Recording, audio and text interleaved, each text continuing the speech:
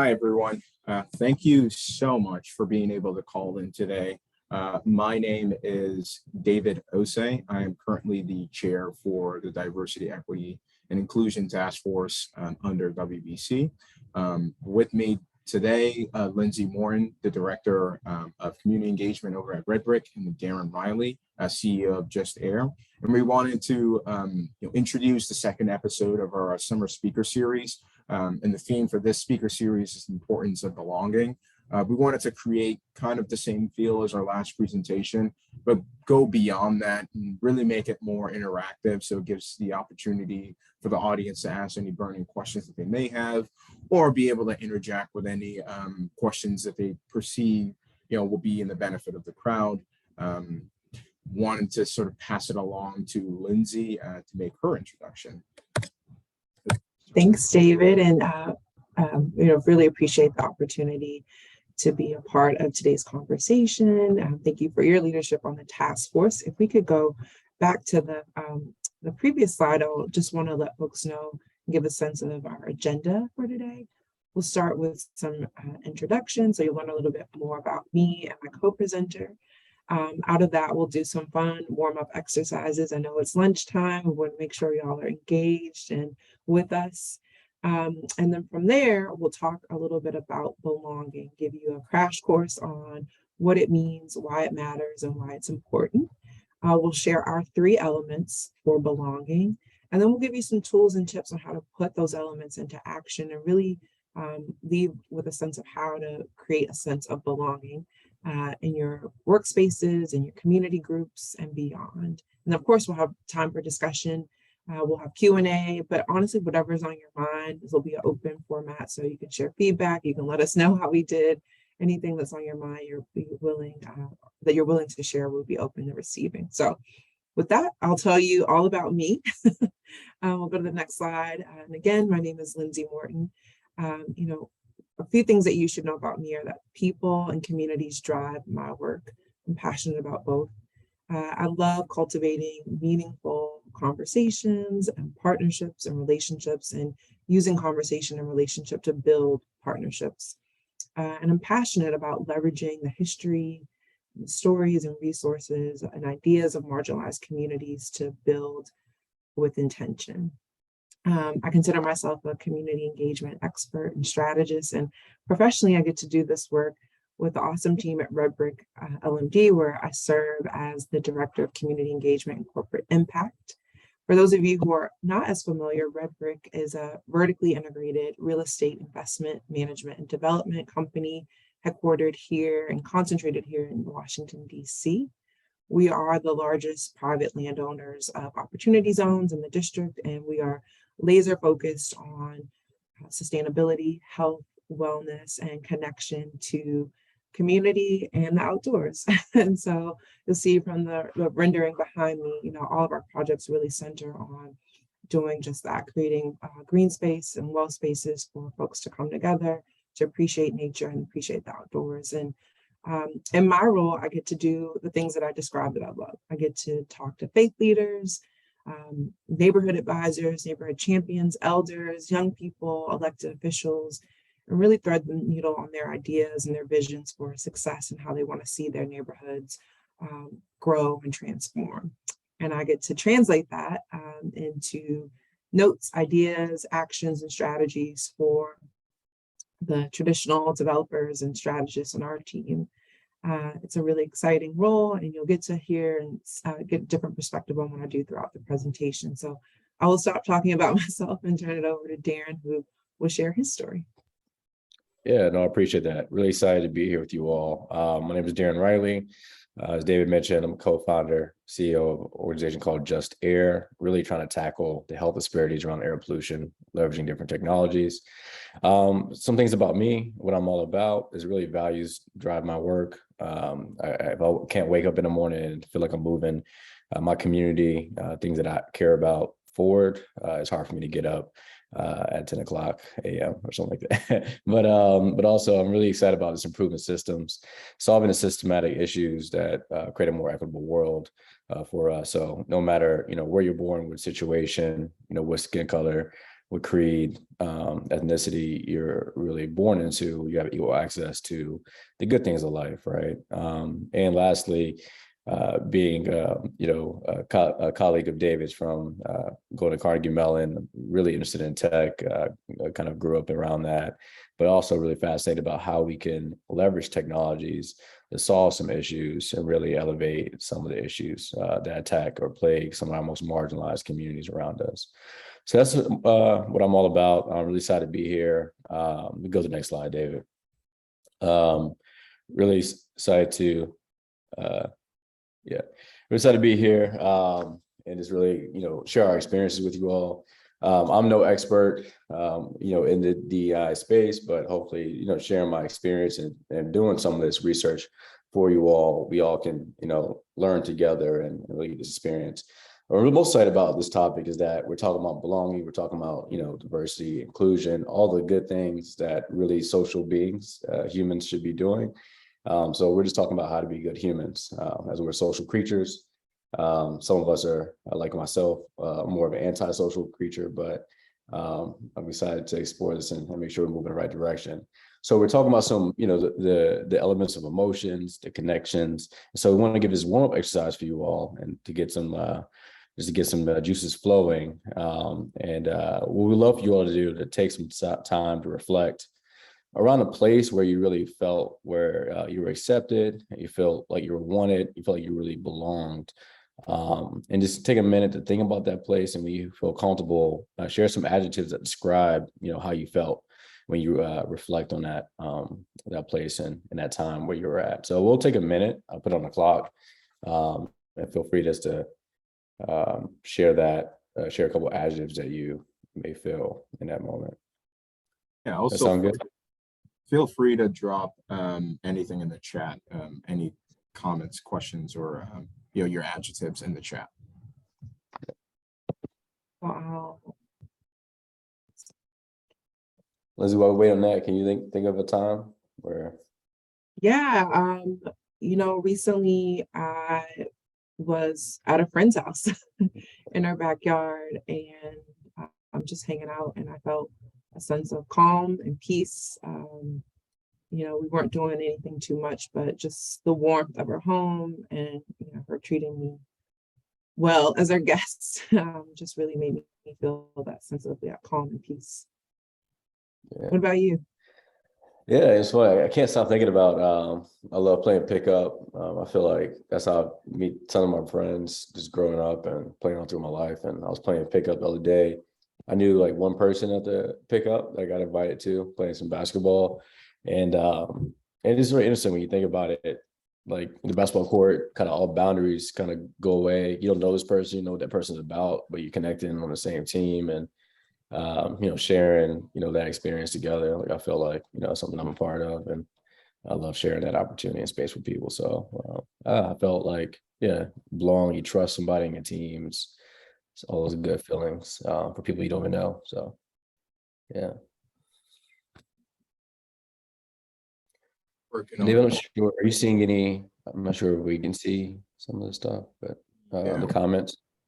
Working on a quick technical issue here. Looks like some people can't post into the chat. Well, if it's okay, I know we have a tight timeline, a lot to get through. I would encourage everyone still, as you're able to comment in the chat, drop those adjectives.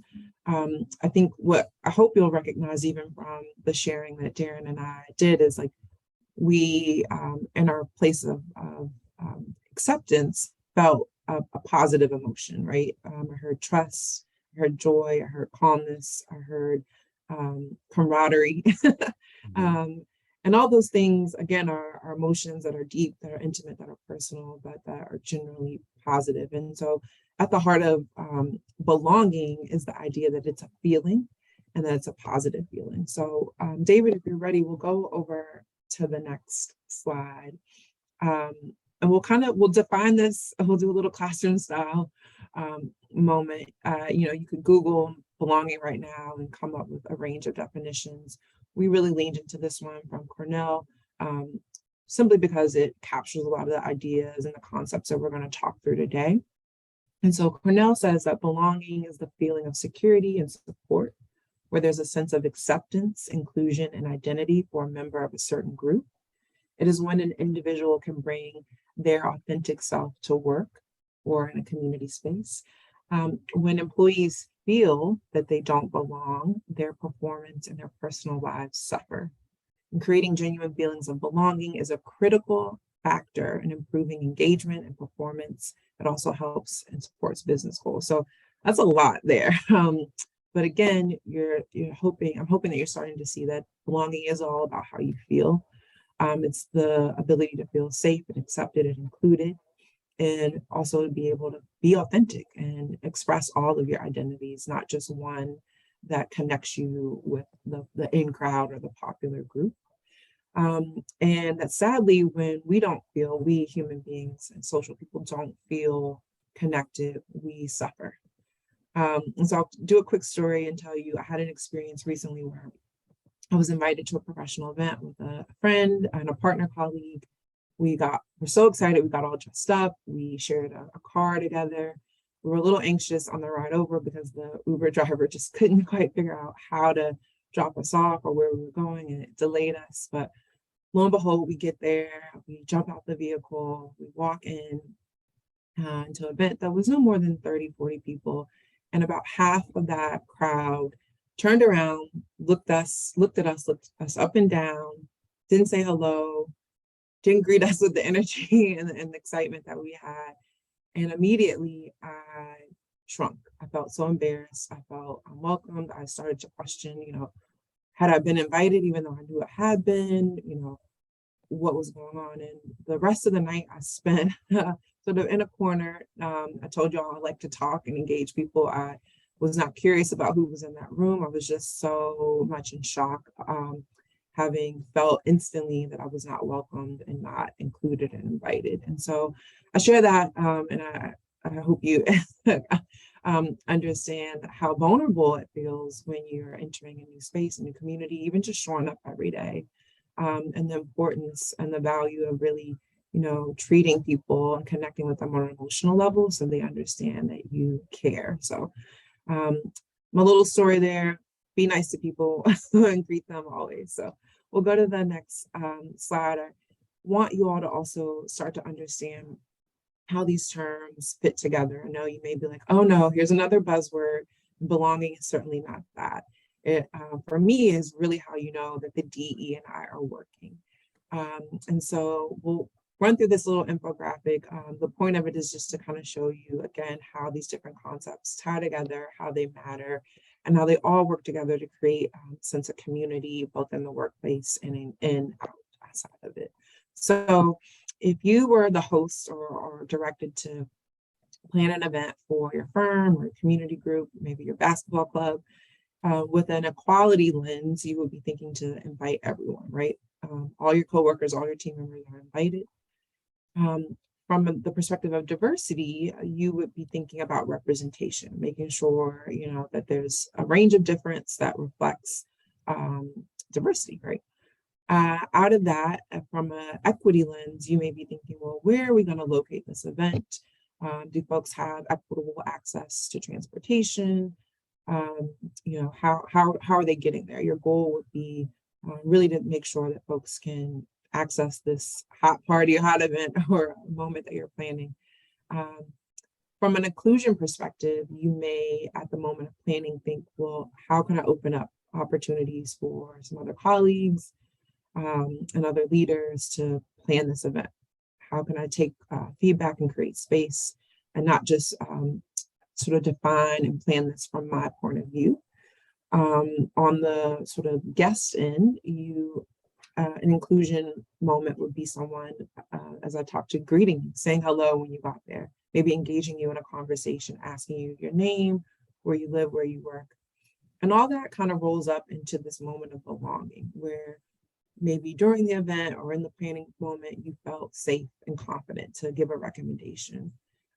If there's music playing, maybe you felt excited and comfortable enough to dance or even recommend a song. And so again, the efforts to be diverse, equitable, inclusive, create belonging, create the sense of safety and security that allow people to be themselves.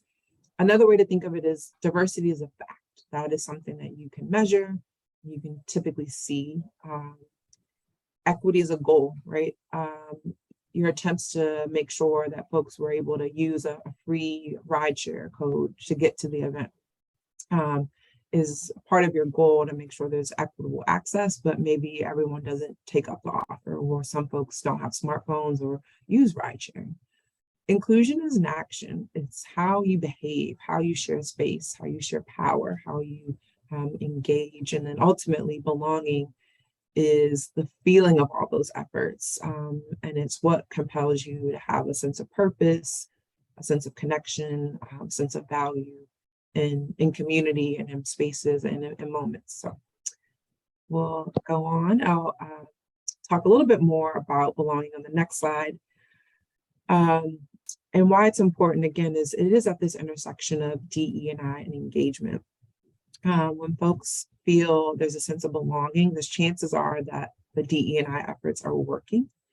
Darren and I stumbled upon a really interesting 2019 Harvard Business Review article that was about the value of belonging in the workplace. And it noted that even in 2019, before the uptick in DE&I and its focus in workplace and in community, U.S. businesses were spending nearly $8 billion on these efforts, and that the majority of them were failing and not sustaining practices because they didn't capture how people needed to feel included. So important here is it's not just the DE&I, it's the DE&I and people feeling engaged, feeling included. And together that really amplifies and maximizes the ability to have strong DEI strategy and certainly belonging in workplace and in community. And the other big concept is that this centers on people and our fundamental needs. Like Darren, I'm no social scientist or neuroscientist or expert, but I do sort of have come to understand people and how they're wired, at least myself. And so there is this sort of accepted understanding that we are innately inclined to want to feel recognition, to want to be rewarded, to want to be accepted and included. And even if you look at the Maslow's hierarchy of needs, after psychological safety needs are fulfilled, belonging is next. That people are when they're safe in mind and safe in body, they want to feel connection to people, they want to feel included. And when it doesn't happen, it can be really painful and it has consequences. In addition to the story that I shared, there's a ton of study and data around what happens when team members are not feeling included. They tend to take off more and use more sick leave. They tend to be less happy and connected to the work. They lack a sense of purpose. And all this certainly has an impact not only on morale, but business outcomes and culture. So I'm going to pause here. I'll let Darren jump in and just close this out on this section and talk a little bit more about where we're seeing belonging in different industries and different sources of media across the last few days and few years. Sorry to interject. I got one comment. Good. One of the participants really enjoyed the DEI-B slide. Said it was really done well. And I got one question. So where do you see, for companies, where do you see the most benefit within belonging, whether it's previous job or current job? Where do you see these companies benefit the most from adding belonging, within their staff? Yeah, actually, we kind of touched on that in the next. Yeah, and I think that's the heart of the next phase of the presentation. No, that's a great question. That's a great question. Yeah. Yeah. So, as it relates to the workplace, we're hearing this, talked about a lot in media, researchers, some of the leading experts and reports and business insights, that belonging is, a concept that is important and critical to kind of new age and workforce. And it makes sense, right? Again, go back to my social creatures stance is that, for us to be very effective throughout society and through the evolution of mankind, we have to feel like we're a community and we're solving problems together. And ultimately at the core of that is that these people have my back. And that's really the essence of belonging. And so really what the slide is really trying to highlight is that, hey, there is a concern within the workplace that, belonging is very important. It's something that, employers and companies that intend to grow. And I think to answer that question pointedly, to retain, not only retain, but attract talent to have that culture of belonging, right? So when you talk about, hey, like Lindsay's example, you go into your first work event and everyone looks at you like, who is that? Versus, hey, not why are you here, but who are you? I'm glad you are here, right? Those little flips, those kind of approaches, people can feel that we're social creatures. We can feel what we call a vibe or energy between people, and we respond to that. And people can turn off, shut down. We'll see is a concept where people are kind of underworking, if you will. So if you don't feel like you're connected to your work, you may just do just enough because you feel like people have your back. You're going to get enough, and that's probably the worst than someone being laid off or just leaving a job, is that they're just draining resources, and mainly because they don't feel like they're a part of the mission and part of the cause. And I think the essence of that is that, hey, I'm on a team that we're working in the right direction and we got each other's back. So I think it's really about for companies to attract talent, but also keep that talent and then make that talent really, really use their full potential to move organization and mission forward. I think it's super essential. So with that, we go to the next slide. Hope that gets the points, and we'll kind of keep chiming on that, chipping away at that question, because I think that's the heart of this presentation. Yeah. So the 3 elements of belonging that we've come up with, again, we're not, experts, in the space. We're really just coming to the space to share with you our thoughts and the research that we did on our weekends and time to, share these important things that we've gone through in our life. 3 elements that we've wanted to highlight, and this is not everything, is really centering community voice, authenticity, bringing yourself to the space, being authentic in who you are, and culture, acceptance and creating space for others, acceptance of other cultures and other ideas of diversity. So we'll go through each of these elements. We'll have time to reflect on each of these elements, and that would be kind of the meat of this conversation. So Dave, you go to the first one. So yeah, I'll kick us off with the community at the center. It's really at the core of this, one of my favorite elements, because, this is why we are here, right? We're here to serve each other, really to help all the people that we love and care about, who we share space, who we share our city with, our street with, our workplace with, from the CEO all the way to, the folks at the front desk. I think it's really important that, we have a sense of community, and we discover what each and everyone on an equal playing field cares about. And we'll talk about reasons why that. I love this author Meg Wheatley quote. She's an author. It really talks about belonging and organizational culture and leadership. So really excited to kind of dive a little bit deeper. Go to the next slide, David. A quick question here. What are some kind of quick tangible items that, no matter if you're entry level or senior VP of a company, you can utilize or do to sort of foster that kind of community at the center feeling? The thoughtful group, Darren. They're this group scooping our presentation. I love this. I love this. This is what we're here for. Yeah. I love it. So we go to the next slide real quick. We'll talk a little bit to that. And so I'll jump right into my kind of story on that. I was in a community meeting, and this is a example of how to do, but the underlying principle of why this is done is, I think, something we can all carry with each other in the spaces that we occupy. So I think when you're in spaces, there's no hint behind it, is that you feel like there's some relative authority, right?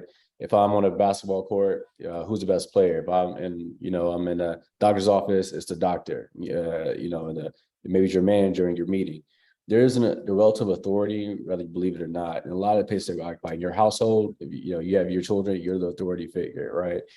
And I think it's really important when you think about community, it's about trying to ensure that even though there's a perceived authority, a relative authority between the different people who occupy space, that you're doing your best to level the ground and make sure people feel like they're a piece of this whole pie, not just the authority figure driving the ship, if that makes sense. And so a core example of that underpins that is I was in a community group.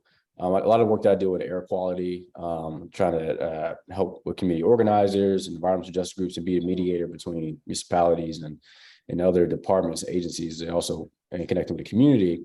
is that often you have community groups, you have people from the community, you have city stakeholders, you have universities. And so there's this interesting dynamic and flow between who speaks, what people speak about, whose ideas are accepted, whose ideas are neglected. And I think this is a really important opportunity. One group in particular, well, I've done some work in Detroit. They implemented this system of a sticky note, right? So if you're in a virtual meeting or you're in an in-person meeting, you will hand out a sticky note when you reflect or you answer a question or you make a comment. So you have this, or if you're on a Zoom call, you put like a +1 next to your name. So you can see, who has visibly, who has been participating the most and who hasn't. Oftentimes, the people who have the most authority are the ones who are speaking out the most. And you'll notice if you are moderating or you're the authority, relative authority figure or the moderator of this, pay attention to those cues and say, hey, this person has spoke up. What do you think about this, right? And also the fact that people see that other people are speaking and they're not, that also can help motivate things. But the core of that principle is what I think the core of it is that there is this relative authority, and center and community voice is really about saying that, hey, we all are part of this community. And how do we make sure we give space for each and every one of us, no matter if it's your first day on the job, no matter if you are, you're young and green and trying to figure the world out, or even if you're, older generation and, oh man, you're not caught up with the times. We want to make sure that we're inclusive of all these voices that make up our community. And that really speaks to everything I said. You have, you're more inspired, creative solutions. You have more people in the pie adding their own ingredients. You more effectively, especially in the space that I occupy in air quality, you identify root cause problems faster because you're hearing where the problems are coming from, and nobody can solve the problems better than the people who are actually facing them. And one case in point, last thing I'll mention on this is doing work in the air quality space. My technology would alert folks when the AQI index on their street would reach 100. So basically, like, if it was very unhealthy air, you'll get alert via text. And young woman spoke up. She has a young family and was saying, awesome, Melissa. The young mother said, hey, this is awesome, but I don't know what to do. Like, you're telling me something is bad, but like, what do I do? And I'm like, oh, wow, that makes total sense. Like, I'm just telling you things, the world's about to blow up, but how do you, save your family or, figure out ways to mitigate that, which allowed me to implement this other system. So when you get alert, you're then instructed with different tips on how to protect yourself, right? Turn your AC unit on, roll your windows up, maybe not, go do strenuous exercises, activities to keep that on top of mind. And then the next meeting, I presented that and she reached out directly to me. She said, thank you so much. I finally feel heard. And what you say, or not to kind of show off and what the work I've done, but it's the feedback loop. You hear something from a community member, they voice their concerns, you put that sticky note on them, then you go back and follow up on it. Even if you don't implement it or you attempted it and you failed, you didn't follow up and say, hey, we tried to do this, or hey, we did do this. And thank you for that suggestion and closing that feedback loop. Because I think a lot of times people don't feel heard doesn't necessarily mean that you're not doing anything. Maybe they don't know that you did something because they felt heard. And so I'll stop there. I did a lot of rambling, but this is something I'm very passionate about and voicing the community. That's what we're here for. And so, yeah, go ahead. Oh, no, I just wanted to add, Yeah. It was, you were just reminding me of some of the practices that I use in my work. With Redbrick, I'm entering spaces oftentimes where folks have had traumatic experiences with developers and development in general. There's high concern and just sometimes fear. And so as much as I love to talk, I'm mostly listening. And so I will be using the sticky note for feedback, but something that I always keep in mind is to then you, right? I try to let at least two voices or two people talk, and then I'll interject or weigh in. And it really just puts me in the perspective of others and puts me in the mindset of listening versus speaking. I know oftentimes you all may be like me, we're presenting, we're called to talk, but really people just want to be heard. And so to then you is another quick way and quick tip to just kind of put you in that mindset going in, that you're listening first and listening to listening with kindness also, and listening to see, do you need to respond? Maybe it is something that you just take back and write down. So yeah, thanks, Darren, for letting me get Yeah. in there. No, please. Yeah, this is super cool, and I love the comments and love the idea. These are just ideas and experiences that I'm, sharing. And so we want to take this opportunity, just a reflection. You don't have to, write down the comments, but just to take pause and just think about some of these opportunities. So, we talked about, relative authority. So I'd love for you all to reflect on a space that you may occupy. You feel like you may be an authority figure in that space, whether you're a manager, your work home, or community. And just think, out loud, or, write it down on a piece of paper. How can you ensure that people feel heard? It could be, very tactical, or it could just be something more kind of mental. Hey, I want to enter the space and consider, others before feelings before mine, just for a day or for the first half of this meeting, right? But just think about things that you can do to make ensure that, everyone in the community feels heard in the space that you occupy. But yeah, no, while people just think about that for a little bit, Lindsay, I totally feel you on that, and I definitely struggle a bit with that, especially because I definitely gravitate towards the tech side of things, and I feel like I come in those community spaces to be real. Like I come in those spaces, I'm like, hey, like I know what I'm talking about. I know technology. I can build whatever. You know what I'm saying? And I had to hit pause, myself, and know that I jump quick to solution and not listening. I'm like, as soon as someone's expressed, I'm like, oh, I saw that with this. But no, there's more to it. Like, why do you think that's a problem? Again, getting to that root cause. Why do you feel that way towards that? Because it might not be what they're expressing. It could be some other, things. And I think that active listening and really digging into why makes a better solution, and helps us creatively solve the puzzle together, not to jump in. But I do that a lot. I'm trying to do that mode. And I love solving problems. I'm solution driven, but I'm finding that I have to check that a little bit, particularly in community spaces, because oftentimes folks aren't necessarily looking for the solution right away. They want to know there's empathy and there's care and concern for what they have to say. I'll say majority of the time is that. That's real. Yeah, for sure. Absolutely. So yeah, with that, we can jump to the next one really quick. It's my favorite. I like this guy dancing. Probably listen to Drake or something. That's really cool. What of great quote, to not myself be true. I hated Hamlet back in the day, but I love his quote. But yeah, I think it really speaks. We talk about belonging. I think it's an important piece of that hey, you got to belong too. We're talking about occupying space and centering community, but you have to be yourself to, I think, first, to be able to accept, space for others to be their true selves. So we're talking a bit about that. We can go to the next slide. I got one quick question for you too. So one of the bigger-ish themes, especially before I even embarked on my Redbrick journey, is a series of interviews that made sure that I was the right fit. But then they also allowed me to be able to interview some of the employees. I think I reached out to several of the employees before I even started interviewing, mainly because they were really emphasizing the belonging. They wanted to make sure that this is the right fit for me, but also that like I actually wanted to be there. And my question to you is that within the realm of JustAir or all the previous engagements, how can you better utilize that kind of back and forth to make sure that it is a right fit for the person that's coming on board, but then also you giving them that space to also want to be a part of that?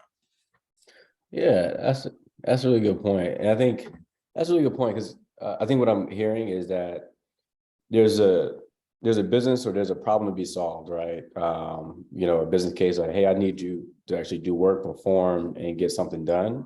I also need you to enjoy and be a good fit and want to do whatever work that you're intended to do. If that makes sense. There's a difference between like competency, but also do I enjoy the work, that I, really do. And I think that this may not be answering your question directly, but something I stand on in my previous work. I worked mostly in like entrepreneurship and VC and things of that nature. And one of my favorite manager, I opened up and was vulnerable to them, saying, hey, these are my goals, these are my objectives, this is why I'm here.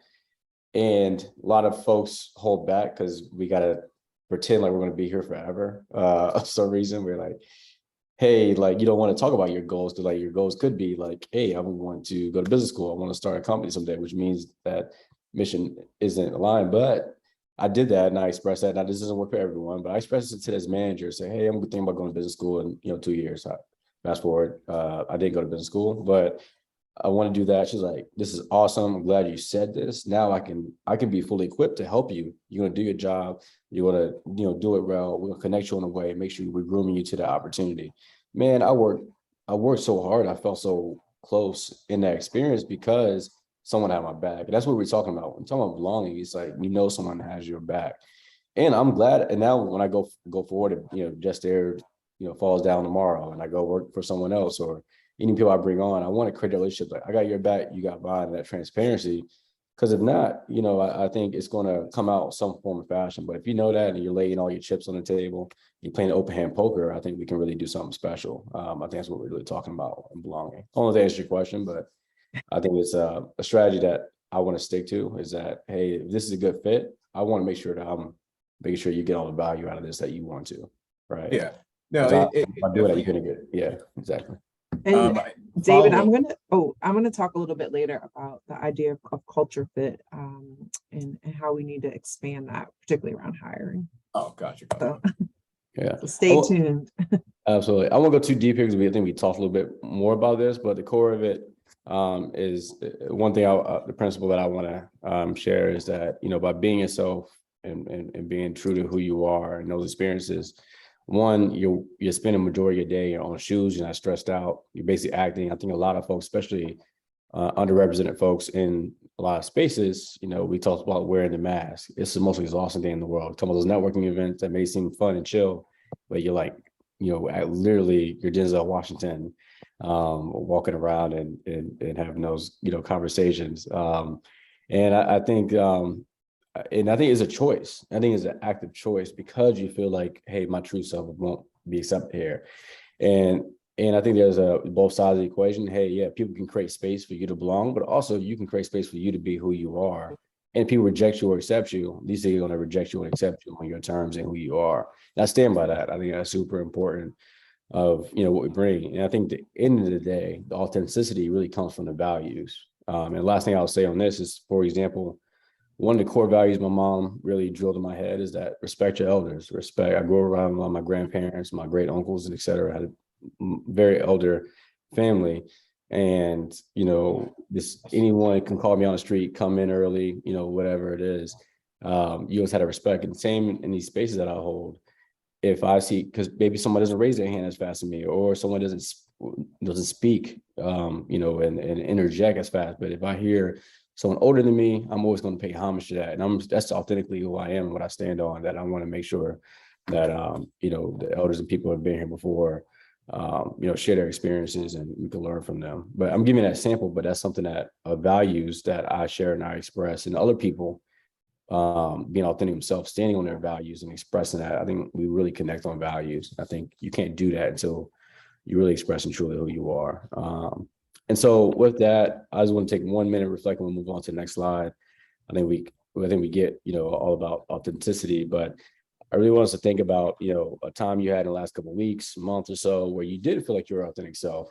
Replaying that experience in your head and consider for a moment, how would you feel in that moment if you presented more of yourself, right? And like, yeah, we always have things like, oh, I wish I would have said this, or I wish I would have kept it real, right? I wish I would have done this on my terms. So I love anybody to, people have that time to reflect for a bit as we transition here. But yeah, Lindsay, you have any, you want to share any of your reflections? I know I definitely resonate with the respect for elders. It's interesting how that translates in my work and community. I mean, I'm super deferential. I call people Miss and Mr. And it's interesting when I see colleagues who don't do that. It's not that I judge them or think they're doing anything wrong, but I think a lot of my value around elders comes from, my culture, my tradition, and just how I was raised. And so I think that also, in some instances, gives me a little bit of advantage, being able to kind of immediately connect. Some of those elders sort of recognize, oh, this is someone who's been raised right, or, knows the rules of the road. And so, yeah, it's interesting how I'm just thinking of like how our values also can be advantages, right? And the Oh, ways that absolutely. we don't necessarily think about, and the importance of being our authentic selves, being able to maximize who we are as individuals, but also as professionals. Yeah, that's a good point, because I think even like we talked about earlier in the presentation, we'll be transparent here, is that we're like going back and forth. Should we go deep on our titles and what we do? I'm CEO of JustAir, et cetera. But we really want to talk about what we're about, what our values are, what we care about, in the intro slides earlier. And I think that's something, a good point. Like there's a performance sometimes where like, oh, I'm the CEO, I'm the leader of this company, therefore I need to be a decision maker. I need to be, making that that hard, decision, regardless of age, and who's older than me. And that's still performance, but that's not really what I stand on. And I think, again, is a small example, but to your point, if you hold your values to a standard and that's your authentic self, no matter what, title or job you're performing in, you maintain that. And I think that's, you feel good about that. You feel like that's for your full self, et cetera. So with that, I'd love to kick it, go on mute for a good minute and get back to Lindsay Yeah. to wrap us up with culture. Yeah, and certainly jump in here. The last element for us is it's all about the culture. This quote just says it all. It's Gandhi's, of course.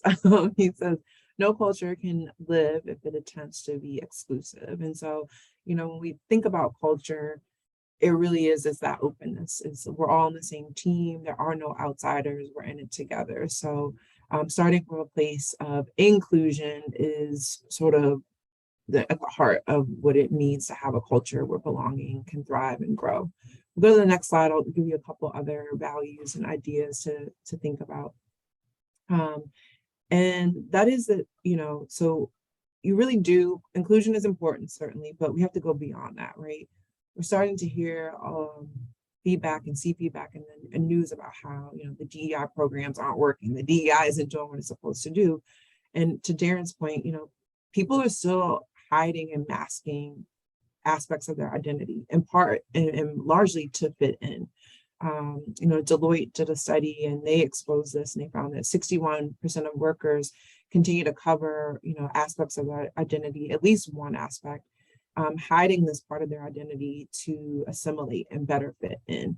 And that 90% of those individuals worked in organizations where inclusion was a core value. So it's so much more than marketing. It's so much more than, words on a website. It really has to be embedded in behaviors. It has to be embedded in the way that not only how you talk, but how you act and interact, that allows people to feel seen, valued, and heard. And that's an important point. And I'll pause and share a little story. And David, we didn't even plan this, but I was just so moved and honored about your reflection on when you were considering Redbrick. I think we have just such an amazing team culture. We have folks who genuinely care. Even before this, I had another colleague who's next door in a meeting say, "Good luck," and text me. Our leadership and our colleagues are just so warm. And it feels, I have this big smile on my, it's true, I would say I've had experiences here where folks were felt comfortable to share things that were happening with me personally. And I had no concern or worry about what that would mean for me as a professional.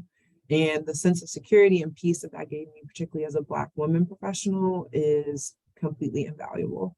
I recently was on a vacation for a week, and I've worked in spaces where vacation for that amount of time was sort of frowned upon, that you knew if you were taking that amount of time, folks were blowing you up on your phone, so take a work device. My supervisor was asking me questions about where I was going, really curious about was I going to have fun. I had folks, send me tips and recommendations about where I was traveling to. And so I would say, being in a place where that you're valued, where you're seen, and where you're heard really does create a different environment for work. It makes me more passionate, makes me more excited, makes me more willing to share and work harder. The other part of this is, culture has to celebrate differences. I'm coming to this work having to learn a lot about real estate development and management, but I immediately recognize that the skills and the insights that I have are still valuable, and they're recognized not just by myself and my community, but by our managing partners, by my other colleagues in construction. And so, and some of the thought leadership that I'm able to bring to the table is being included in strategic decision making and some of the practices and some of the ways that we start to perform and behave as a group. And so that ability to not only sort of harvest difference, but leverage it and celebrate it and transform it and integrate it is really, really important when we talk about culture. And the last point is not on here, but I'll share it. I didn't want to scare you. This doesn't happen overnight. It takes a lot of time to shift culture and change culture and grow it. It also takes a lot of personal reflection and just a real willingness to be open, to have the tough feedback, to audit what's going on, and to understand where you want to be as a team or as a community.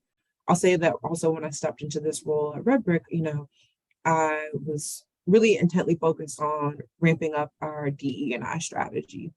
And what I came to understand was we were still forming. We were a new team with way more folks who had been here ever before, and we needed identity. And so our leadership smartly paused and had a shift to really focus on, did we have a mission statement that reflected who we are? Did it capture our team and their values? Did we socialize that? Did we have a discussion about it? Did we have a set of values? And so I've been really fascinated by how my myth around what I would be doing has evolved and changed, but just that ability to step back and pause and really think about, are the right team members in place? Are they grounded and anchored in the mission? Do they understand the mission? Do they know it? Are the values aligned? Is really, really important. And I think aids in our ability to do more critical work around diversity, equity, and inclusion. So the last reflection is probably a tricky one, and it's to think about your company's culture, your team culture. Does it work? Does it honor diverse thinkers and identities and backgrounds? And are those differences incorporated in business practices and policies? And of course, no pressure to respond, but we'd love for y'all to just kind of sit on that and think about, as a leader and as a contributor of culture and in your space, how you can move the needle and get things going in a direction that makes more sense. We'll go to the next slide. Someone asked us this question earlier. It's sort of our, if you heard nothing else and remember nothing else, here's how you would start to do and incorporate and operationalize some of these elements. So for culture, the big nugget here is to think culture add, not culture fit. Culture add really just honors the majority culture. It honors the performance. It honors the overarching culture that probably excludes folks and doesn't celebrate difference. So to Darren's example, his ability to really kind of understand, was he going to be adding value to Redbrick?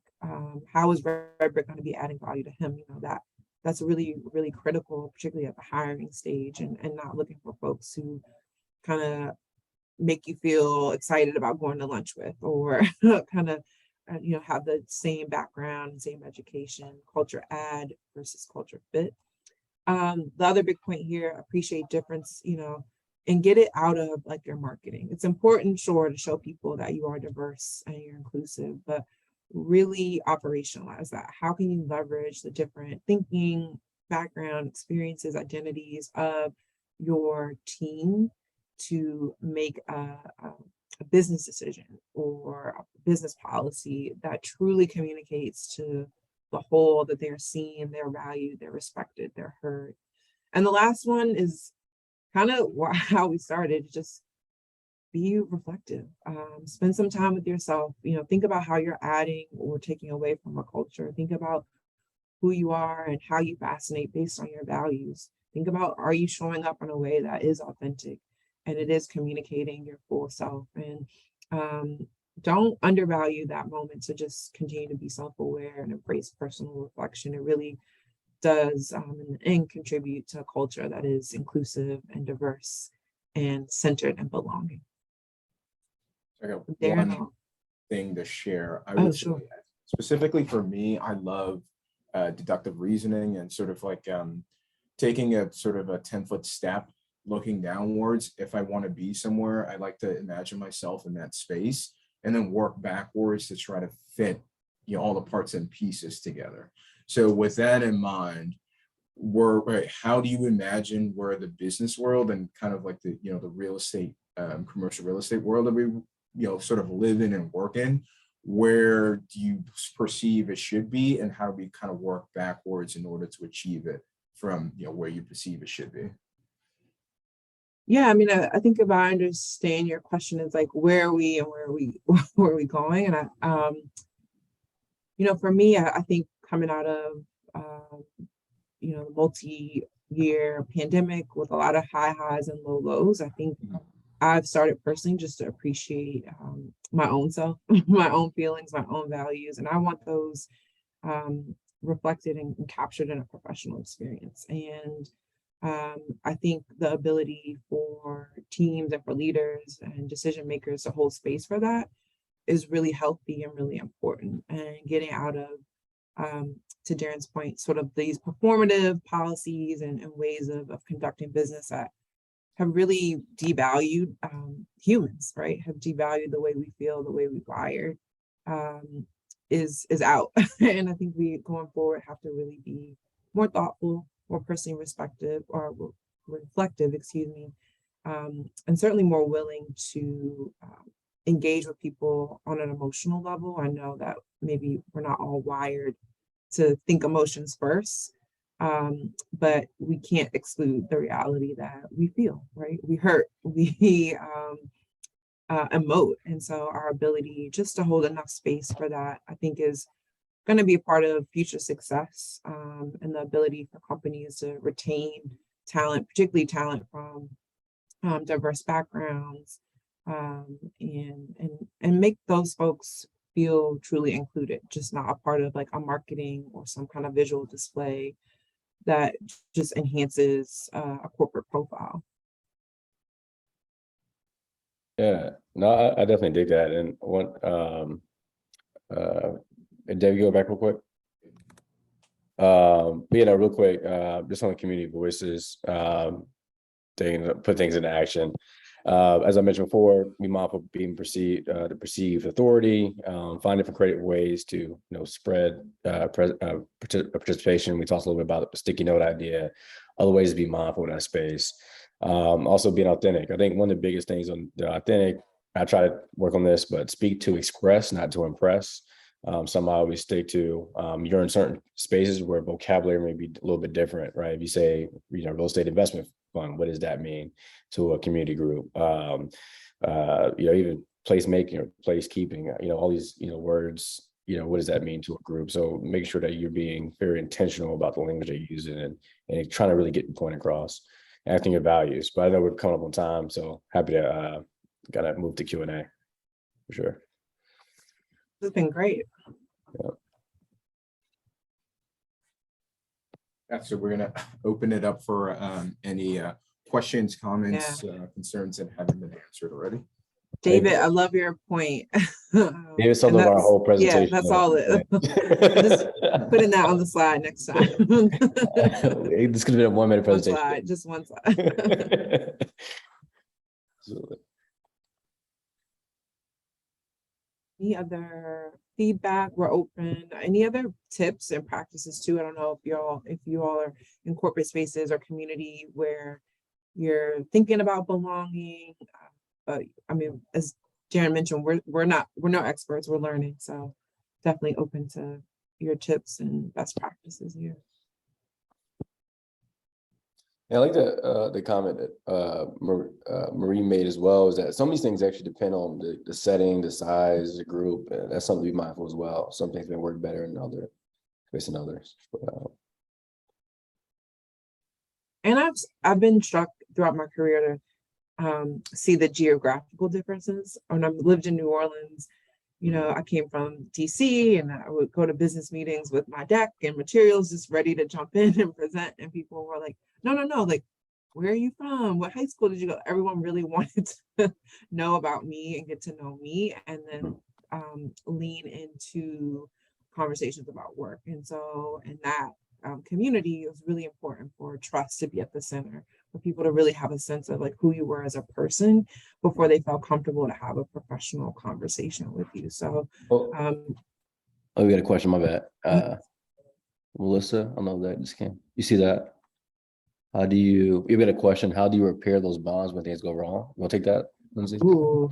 Yeah, I mean, I've had those situations. I've had moments where, I forgot to close the feedback loop, or, maybe something that was sort of heard by community wasn't what we executed on. And so I think it starts again with David's point of putting people first, is honoring that something has happened, acknowledging and honoring, like, you dropped the ball, or there was a disconnect, there was a gap. Having empathy for what you're hearing, if someone's upset or they're frustrated, really kind of owning that moment, and then sort of being thoughtful about how to repair. I love to ask people, how could I have done this differently? Getting their perspective on, okay, if we have another swing at that, like, how would this look? Getting their feedback and their input. But for me, the ball drop moment, starts with just acknowledging that the ball dropped, right? And owning it, and not shying away from it, not trying to get into, corporate posture or another stance that creates more defensiveness, and just be honest. We're human. We make mistakes. We mess up. We hear things differently. We don't always capture the notes. So that's what I like to do. I think another question that just came in. Melissa asked, how do you repair bonds when things go wrong? Yeah, I think that's what we were just going at. But yeah, I'll add on to that one. Lindsay is also just asking that, to the person that you're wrong as well, as being straight up and saying, hey, one, acknowledging, authentically, this is, my mistake, and not excusing it for whatever reason. Because when someone states that, they already made up their mind that you're wrong, you're not going to be able to defend that. But then, like, going to the next step is ask that, what can I do to make this better? What can I, in my power, or what, in my realm of what I can make possible, let's figure out how we can make this right or wrong, and be on that. And it's being straight up. I think people respect that. I've wronged, or haven't gotten things done on time for communities, and I can feel that disappointment, and just going the extra mile of saying, hey, I recognize, even before it even happens, when you made a mistake, like, hey guys, I know I'm behind on this, but hey, I'm going to over deliver, and make sure this happens on this date, and sticking to those opportunities, because in the day, that's that trust feedback loop, right? Your words totally. So you just got to keep strengthening that. And I do feel like when you exercise and demonstrate empathy, you're inclined to receive it back. And so the way that we can model what we want to receive is also important too. So I'm finding the more honest I am about, oh yeah, like, I'm a little behind, like, I'm not waiting for people to respond to me on things. So I think it's the idea of reciprocity. You got to put out what you want to receive back too. Yeah. This last one with Josh. We gotta close it. Last one with Josh of how you deal with managers. I think the more time, I think direct is probably.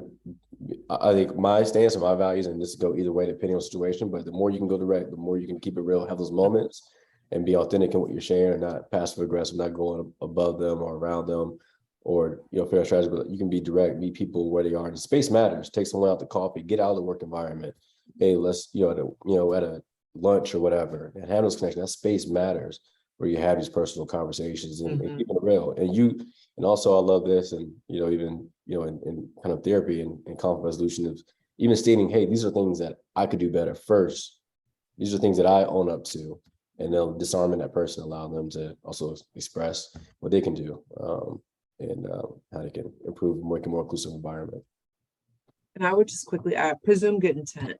We we're like bumper cars. We run into each other. I think coming to a place where you don't default to negative or don't assume someone's trying to harm you or disarm you. I think that also helps in a conversation, particularly with a manager or supervisor.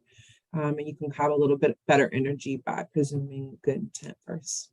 So, yeah, then we wrap up, David. I know we have a context slide, I think the next slide, and people can and love to share your experiences with us. Yeah, keep in touch.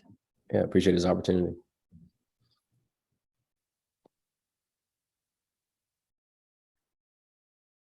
Thanks, everyone. Sweet.